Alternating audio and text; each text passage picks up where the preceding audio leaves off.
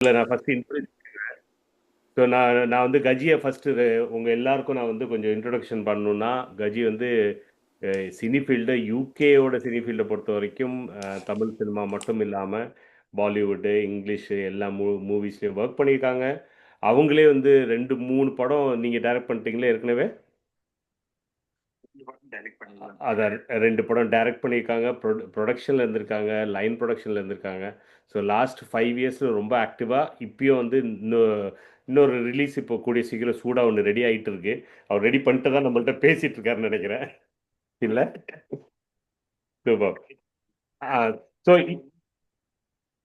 ஆமாம், எனக்கும் ஒரு வாய்ப்பு கொடுத்து எங்களை அப்ரெண்டிஸுங்களெல்லாம் நடுக்கி வச்சிருக்காரு அவர் ரொம்ப கஷ்டப்பட்டு. ஸோ ஒரு சூப்பரான ஒரு படம் ரெடி ஆகிட்டு இருக்கு. நாங்களே பார்த்து ஸ்க்ரீனில் ரொம்ப அழகாக தெரிஞ்சது கஜி. வெயிட்டிங் நாங்கள். அது பேர் அது படம் பேர் என்ன? மரணவரி. ஆமாம், மரணவரி. வெயிட்டிங்கு. ரிலீஸ் டேட்லாம் நீங்கள் கூடிய சீக்கிரம் உங்கள்கிட்ட நாங்கள் கேட்கறதுக்காக வெயிட் பண்ணிருக்கோம். சூப்பர். என்ன நினைக்கிறீங்க இப்போ நம்ம ரிவ்யூவர்ஸ் பற்றி நம்ம பேசும்போது இப்போ லேட்டஸ்ட்டாக பார்த்தீங்கன்னா கூலி படம் வந்தது. அதுக்கு முன்னாடி தக் லைஃப்பை வச்சு செஞ்சாங்க. அதுக்கு முன்னாடி கங்கோவை வச்சு செஞ்சாங்க. என்ன நடந்துட்டு இருக்கு உங்களோட உங்கள் ஃபீல்ட் நாலேஜ் படி? இப்ப பாத்தீங்கன்னு சொன்னா இந்த ஒரு யூடியூப்ல இல்லைன்னா இன்ஸ்டாகிராம்ல வந்துட்டு அவைகளுக்கு அந்த ஒரு ஒரு அங்கீகாரத்தை பெறதுக்காக வேண்டி ஒரு சேனல்ல ஓபன் பண்ணி ஒர்க் பண்ணி கொண்டிருக்கேன். இது ஒரு ஒரு ஒரு லாங் டேர்முக்கு அது ஒரு பிசினஸ் பிளானா தான் அதை வந்துட்டு ஒர்க் பண்ணி கொண்டிருக்கேன். இந்த மாதிரியான ஒரு சிச்சுவேஷன்ல அவைகளுக்கு ஃபாலோவர்ஸ் இன்க்ரீஸ் பண்ணினா அவைகளுக்கான பிசினஸ் வந்துட்டு லாங் டேர்ம்ல கிடைக்கும்ன்ற ஒரு ரீசனுக்காக இந்த மாதிரி negative reviews, cheap publicity stunts, நெகட்டிவா சில விஷயங்களை பேசும்போது கூடுதலான ஆட்களுக்கு அது ரீச் ஆகும். அதுல 2 விஷயம் இருக்கு. ஒன்று வந்து அவைந்த ரீச்சுக்கும் அவைந்த ஒரு ஃபாலோவர்ஸுக்கும் அவைந்த ஒரு என்கேஜ்மெண்ட்டுக்குமான ஒரு விஷயம் ஒரு சைட்ல இருக்கு. ஃபியூச்சர்ல வந்து ஒரு ஃபிலிம் ப்ரொமோட்டர்ஸ், ஃபிலிம் ப்ரொடியூசர்ஸ் வந்து இவளை டைரக்டா ரீச் அவுட் பண்ணி இப்படி பண்ணாதீங்க, நாங்க இவ்வளவு காசு உங்களுக்கு தாரோம் என்ற ரீசனுக்காக வேண்டி ஒரு பிசினஸ் மோட்டிவா தான் இப்படியான நெகட்டிவ் ரிவ்யூஸ் ஒரு ட்ரெண்டிங்கான ஒரு விஷயமா இருக்கு. இப்ப சோசியல் மீடியாவை பொறுத்த வரைக்கும் பாத்தீங்கன்னு சொன்னா நிறைய நெகட்டிவ் விஷயங்கள் செய்யறதுலதான் ரீச் அதிகமா கிடைக்குது. ஃபார் எக்ஸாம்பிளுக்கு ஒரு நடிக்க தெரியாத ஒருத்தர் நடிக்கும் போது, எக்ஸாம்பிளுக்கு டாக்டர் திவாகர் ஃபேமஸா வாரார். சிங் பண்ண தெரியாத யாரும் சிங் பண்ணிக்குள்ள ஃபேமஸ் ஆவரீனும். ஒரு அக்கா ஃபேமஸ் ஆனாங்கல்ல இலங்கையில இருந்து. ஆமா, அவன் பேர் மறந்துட்டு. ஆமா, இந்த மாதிரி வந்து இப்ப இருக்கிற ஒரு சூழ்நிலையில அகைன் பப்ளிக்கும் ஒரு என்டர்டெயின்மெண்ட் தேவை என்ற ரீதியில இவையில பார்த்து சப்போர்ட் பண்ணி அவைகளுக்கான வியூஸ பப்ளிக்கும் குறுக்கிடும். ஸோ வித்தவுட் சாய்ஸ் அவைந்த வியூஸும் அவைந்த அல்கரிதமும் இம்ப்ரூவ் ஆகுது. ஸோ தேர்ஃபோர் சோசியல் மீடியால அவை ஒரு ட்ரெண்டிங்கான ஒரு பீப்புளா வரையணும். ஸோ இதை வந்து ஒரு ஒரு பப்ளிசிட்டி, தங்களை ஃபேமஸ் ஆக்குறதுக்கான ஒரு பப்ளிசிட்டி ஒன்லி. ஓகே. இப்போ என்னன்னா அதுல இருந்து உங்களை மாதிரி ஆளுங்க இல்லை வந்து கொஞ்சம் சினிமாவை தெரிஞ்சுக்கிட்டவங்களுக்கு இது புரியுது.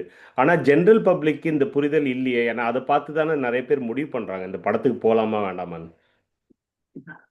அது ஒரு அண்டர்ஸ்டாண்டிங்குக்கு வரணும் பப்ளிக்கும். என்ன ரீசன் சொன்னா ஒரு 10-15 இயர்ஸுக்கு ஒரு சினிமா படத்துல ரிலீஸ் ஆகுதுன்னு சொன்னா ஒரு ஜெனுவினான ஒரு ரிவ்யூ நாங்க டிவியில பார்த்துட்டு ஒரு 3 நாள் 4 நாளைக்கு பிறகுதான் சினிமாவுக்கு போவோம் அந்த படத்தை பார்ப்பதுக்கு.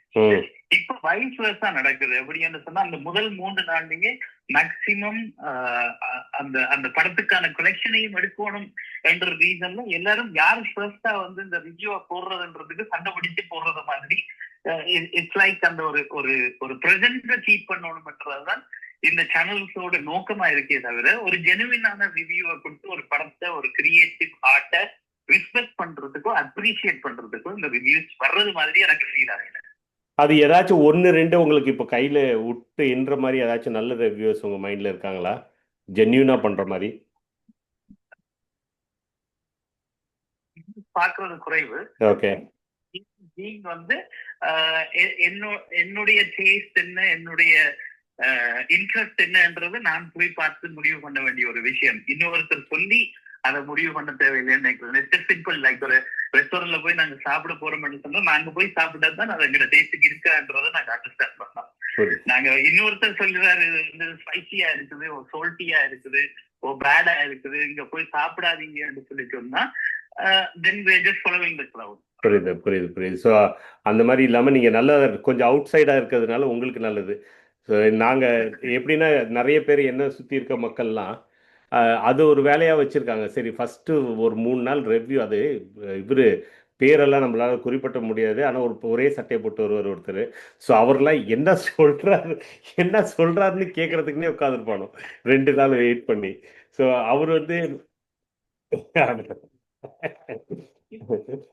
தலைவர் வந்தாரு, தலைவர்னு சொல்லுவாரு.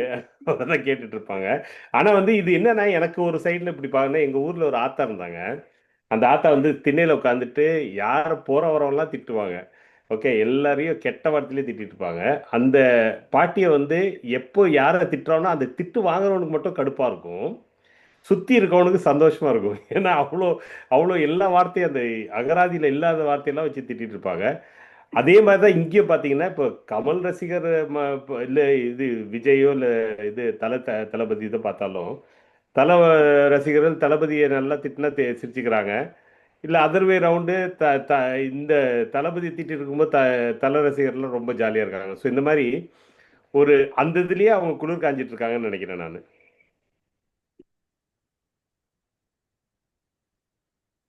ஆ. ஒரு லைஃப்ல ஒரு பர்சன் லைஃப் எக்ஸ்போஸ் பண்ணும்போது அவங்க என்ன பண்ணிருமன்றத பாக்குறதுக்கு தான் நாங்க ஒரு பர்சனை ஃபாலோ பண்ணிட்டு இருக்கோம். கரெக்ட். சில டிவி சேனல் டிவி ஷோஸ் எல்லாம் பாத்தீங்கன்னு சொன்னா ஒரு பர்சனல் லைஃப்ல நடக்கக்கூடிய விஷயங்களை வந்து எக்ஸ்போஸ் பண்ணி ஒரு பப்ளிக் இந்த ஒரு ஒரு வியூவிங் ஸ்பாட்ல கொண்டு வந்து விடுறாங்க. So the whole concept of today's world is revolving around gossip. We are nosy to know what other people are doing. So அந்த ரீதியில வந்து we are more prone towards gossip than appreciating art and culture. So நீங்க சொன்ன மாதிரி அந்த ஒரு திண்ணையில ஒரு 5000 கழிக்கிறது மாதிரி ஒரு கமலா ஆன்டி வந்துட்டு உனக்கு தெரியுமா அவன் புள்ள என்ன செய்யிருக்கு, இவன் புள்ள என்ன செய்யிருக்குன்றத கழிக்கிறது மாதிரி மீடியான்றது வந்து இந்த கொசிப்பை பரப்புற ஒரு விஷயம் தான். ஸோ